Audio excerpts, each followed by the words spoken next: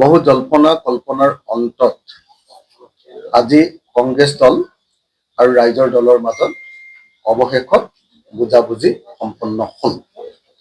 2026 চনৰ বিধানসভা নিৰ্বাচনৰ কাৰণে আজি কংগ্ৰেছ দল আৰু ৰাইজৰ দলে ঐক্যবদ্ধভাৱে মিত্ৰতাৰে 2026 চনৰ বিধানসভা নিৰ্বাচনটোত অৱতীৰ্ণ হোৱাৰ কাৰণে সংকল্প গ্ৰহণ কৰিছোঁ আৰু সেইকাৰণে এখন MOU আমাৰ মাজত স্বাক্ষৰিত হৈছে, যিখনত ৰাইজৰ দলৰ কাৰণে যি সমষ্টিকেইটা এৰিয়া হৈছে সেই সমষ্টিকেইটাৰ নাম ইয়াত আছে। সেইখিনি আমাৰ গৌৰৱ গগৈ ডাঙৰীয়াই পাঠ কৰি দিব। এতিয়া মই মাত্ৰ এইটোৱে কৈছোঁ যে আমাৰ মাজত আজিৰ পৰা ঐক্যবদ্ধভাৱে 2026 চনৰ নিৰ্বাচনত অংশগ্ৰহণ কৰাৰ সিদ্ধান্ত গ্ৰহণ কৰা হৈছে। গৌৰৱ গগৈক অসমৰ মুখ্যমন্ত্ৰী ৰূপে পাবৰ কাৰণে আজিৰ পৰা ৰাইজৰ দলে কাম কৰিবলৈ সিদ্ধান্ত লৈছে। অসমৰ মুখ্যমন্ত্ৰী হিমন্ত বিশ্ব শৰ্মাৰ কাৰ্যকলাপত সমগ্ৰ অসমবাসী ৰাইজ অসন্তুষ্ট হৈ পৰিছে। বিজেপি আৰু RSSৰ শাসনত অসমৰ ছ'চিয়েল ফেব্ৰিক, সামাজিক গাঁথনি সম্পূৰ্ণৰূপে তছনছ হোৱাৰ পথত আগবাঢ়িছে। চাৰিওফালে আমি দেখিবলৈ পাইছো যে সংঘাত আৰু সংঘাত।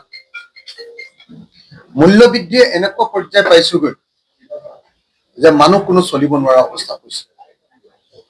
ব্যৱসায়ীসকল সন্ত্ৰস্ত, ক'তো ব্যৱসায় বাণিজ্য ভাল নহয়।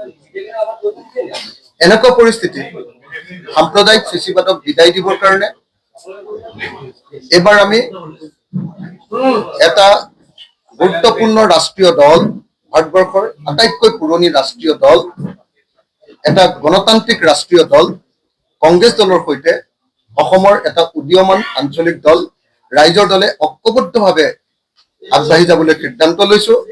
ইতিমধ্যে কংগ্ৰেছ দলে আপোনালোকে সকলোৱে জানে যে অসম জাতীয় পৰিষদৰ লগত ঐক্যবদ্ধ হৈছে, CPI-Mৰ লগত ঐক্যবদ্ধ হৈছে, CPI-MLৰ লগত ঐক্যবদ্ধ হৈছে আৰু APHLCৰ লগত ঐক্যবদ্ধ হৈছে। আজি ৰাইজৰ দলৰ লগতো ঐক্যবদ্ধ হ'ল। গতিকে আজিৰ দিনটোত আমি বিৰোধী দলৰ মিত্ৰতাত আমি এটা 6টা দল ঐক্যবদ্ধ হ'লো। 6টা দল আমি ঐক্যবদ্ধ হ'লো। তো 6টা দল ঐক্যবদ্ধ হোৱাৰ পাছত এতিয়া আপোনালোকে নিশ্চিন্ত হৈ থাকক যে এইবাৰ প্ৰকৃত অৰ্থত হিমন্ত বিশ্ব শৰ্মাৰ অপশাসন, অগণতান্ত্ৰিকতা আৰু স্বৈৰাচাৰিতা আৰু দুৰ্নীতিক উফৰাই পেলাবৰ কাৰণে আমি সমগ্ৰ অসমবাসী ৰাইজক সাজু হ'বৰ কাৰণে আহ্বান জনাইছো। আমি আশা কৰিছো যে গৌৰৱ গগৈৰ নেতৃত্বত গৌৰৱ গগৈক অসমৰ মুখ্যমন্ত্ৰী হিচাপে আমি মুখ্যমন্ত্ৰীৰ আসনত অধিষ্ঠিত কৰিবৰ কাৰণে সকলোৱে বিৰোধী দলবিলাকে ঐক্যবদ্ধভাৱে কাম কৰিম, ঐক্যবদ্ধভাৱে আগুৱাই যাম আৰু 2026 চনত আমি হিমন্ত বিশ্ব শৰ্মাক পৰাজিত কৰি গৌৰৱ গগৈক অসমৰ মুখ্যমন্ত্ৰীৰ আসনত বহুৱাম।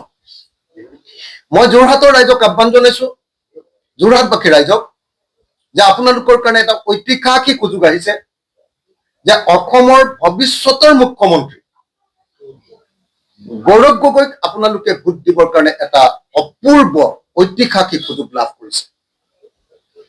যোৰহাট বিধানসভা সমষ্টিৰ ৰাইজক মই হাতজোৰ কৰি আহ্বান জনাইছো যে আহক, হিমন্ত বিশ্ব শৰ্মাৰ অপশাসন নাইকিয়া কৰিবৰ কাৰণে, শেষ কৰিবৰ কাৰণে, অৱসান কৰিবৰ কাৰণে আমি বিৰোধী দলসমূহে যি ঐক্যবদ্ধ সংগ্ৰাম আৰম্ভ কৰিছো, এই সংগ্ৰামৰ প্ৰধান সেনাপতি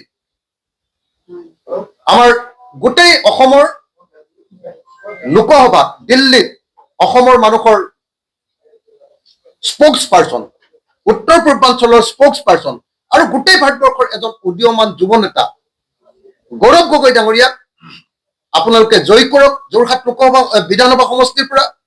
আৰু যোৰহাট বিধানসভা সমষ্টিৰ পৰা গৌৰৱ গগৈ ডাঙৰীয়াক জয়ী কৰি আপোনালোকে 2026 চনৰ মুখ্যমন্ত্ৰীৰ পদত অধিষ্ঠিত কৰক। যোৰহাটে মুখ্যমন্ত্ৰী পাব, যোৰহাট জিলাই মুখ্যমন্ত্ৰী পাব আৰু সমগ্ৰ অসমীয়া মানুহে এজন সৰ্বভাৰতীয় পৰ্যায়ৰ নেতাক মুখ্যমন্ত্ৰী ৰূপে লাভ কৰিব। এফালেদি চেলেং পেটেং কথা কোৱা এজন মুখ্যমন্ত্ৰী আৰু আনফালেদি দৃঢ় প্ৰতিজ্ঞাবদ্ধ স্বল্পভাষী এজন যুৱ নেতা, যি সমগ্ৰ ভাৰতৰ লোকসভাত সমগ্ৰ ভাৰতবাসীক গৌৰৱান্বিত কৰিব পৰাকৈ, সমগ্ৰ অসমবাসীক গৌৰৱান্বিত কৰিব পৰাকৈ বক্তব্য দাঙি ধৰিব পাৰে। গতিকে মই যোৰহাটবাসী ৰাইজক বিনম্ৰভাৱে আহ্বান জনাইছো যে আহক আমি সকলোৱে মিলি আজিৰ দিনটোৰ পৰাই গৌৰৱ গগৈৰ কাৰণে কাম কৰো। আমাৰ যোৰহাট জিলাৰ সভাপতি আমাৰ ইয়াত আছে, ৰাইজৰ দলৰ সভাপতি মাননীয় চৰকাৰ ডাঙৰীয়া, মই চৰকাৰ ডাঙৰীয়াকো আহ্বান জনাইছো যে যোৰহাট জিলাৰ আৰু যোৰহাট বিধানসভা সমষ্টিৰ ৰাইজৰ দলৰ প্ৰত্যেকজন কৰ্মকৰ্তাই আজি ৰাতিৰ পৰা গৌৰৱ গগৈৰ বিজয়ৰ কাৰণে এতিয়াৰ পৰা কাম কৰিব। একেটা সময়তে তিয়কৰ পৰা আমাৰ পল্লৱী শইকীয়া গগৈ আৰু আমাৰ ডক্টৰ জ্ঞানশ্ৰী বৰা, তেওঁলোককো জড়িত কৰিবৰ কাৰণে আগবঢ়াই লৈ যাব লাগিব। আপোনালোকে নিজে ভাবক যে এইবাৰ 2026 চনৰ বিধানসভা কেনেকুৱা এখন ধুনীয়া বিধানসভা হ'ব। গৌৰৱ গগৈ নেতৃত্ব, অখিল গগৈ থাকিব, জ্ঞানশ্ৰী বৰা থাকিব, লুৰিণজ্যোতি গগৈ থাকিব, আটাইবিলাক অসমৰ উদীয়মান নেতৃবৰ্গ, এই আটাইবিলাক আহি উপস্থিত হ'ব আৰু আমি সকলোৱে মিলি 2026 চনত আমাৰ মৰমৰ নেতা, আমাৰ সন্মানৰ, সমগ্ৰ ভাৰতৰ সন্মানৰ নেতা, সন্মানীয় নেতা গৌৰৱ গগৈ ডাঙৰীয়াক মুখ্যমন্ত্ৰী পাতিবৰ কাৰণে আগবাঢ়ি যাম। আপোনালোকে সকলোৱে জানে যে ৰাইজৰ দলে অতি কম সংখ্যক আসন লাভ কৰিছে। এইবাৰ অতি কম সংখ্যক আসনত আমি এইবাৰ প্ৰতিদ্বন্দ্বিতা কৰিম। অতি কম সংখ্যক আসনত প্ৰতিদ্বন্দ্বিতা কৰাৰ কাৰণে বহুত কৰ্মী আৰু নেতাক এইবাৰ আমি নিৰ্বাচনত প্ৰতিদ্বন্দ্বিতা কৰিবৰ কাৰণে সুবিধা দিব নোৱাৰিম। মই সকলোকে, যিসকলক সুবিধা দিব নোৱাৰিলো, মাত্ৰ আপোনালোকে জানে যে বিজেপিক প্ৰতিহত কৰিবৰ কাৰণে ঐক্যবদ্ধ হোৱাৰ কাৰণে মাত্ৰ কেইটামান সমষ্টি, 13টা বিধানসভা সমষ্টিত আমি প্ৰতিদ্বন্দ্বিতা কৰিম। গতিকে ৰাইজৰ দলত কেৱল 13জন বিধায়ক পদৰ প্ৰাৰ্থীহে এইবাৰ থাকিব। গতিকে বাকীসকল বঞ্চিত হ'ব। মই সকলোকে হাতযোৰ কৰি মোক ক্ষমা কৰিবৰ কাৰণে আহ্বান জনাইছো। বেলেগ একো কাৰণত নহয়। আপোনালোকক সকলোকে মই কামত লগাইছিলো, আপোনালোকে টকা খৰচ কৰিছিলে, আপোনালোকে জনগণৰ মাজত থাকি সপোন দেখিছিলে, আপোনালোকে কষ্ট কৰিছিলে, কিন্তু যিহেতু বিজেপিক প্ৰতিহত কৰিব লাগে, সাম্প্ৰদায়িক ফেচিবাদী শক্তি এটাক উফৰাই পেলাব লাগে, সেইকাৰণে সকলো ত্যাগ স্বীকাৰ কৰি মাত্ৰ 13টা বিধানসভা সমষ্টিত নিৰ্বাচন খেলিবলৈ সিদ্ধান্ত গ্ৰহণ কৰি আন সকলোবিলাক সমষ্টি আমি ত্যাগ কৰি দিলো।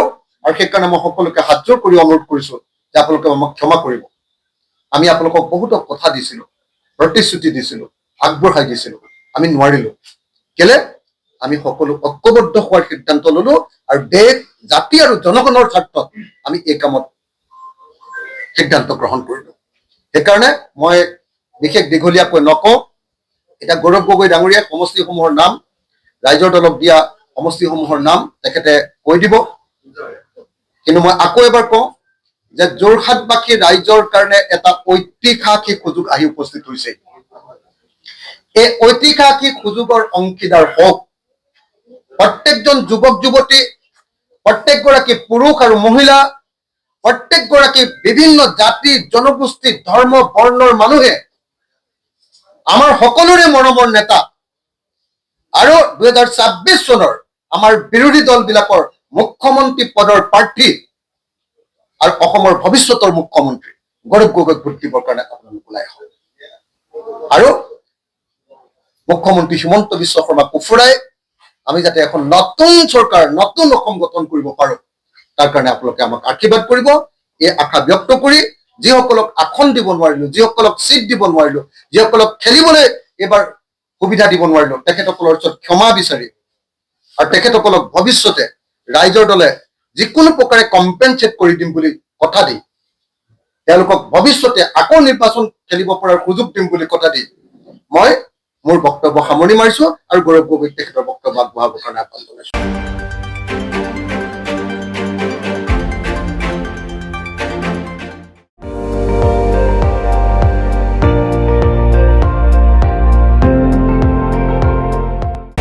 আপুনি চাই আছে ND24, সৰ্বশ্ৰেষ্ঠ নহয়, সৰ্বোত্তমৰ দৌৰ।